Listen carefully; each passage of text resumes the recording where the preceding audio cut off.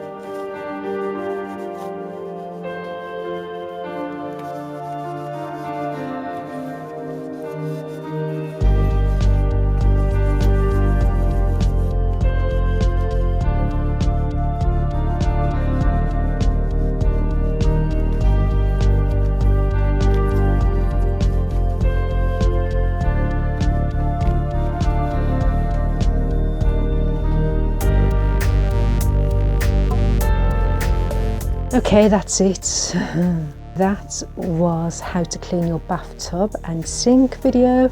So if you haven't already done so, please subscribe to my channel and click on the notification bell. And I'll see you in my next video. Thanks for watching. Bye for now.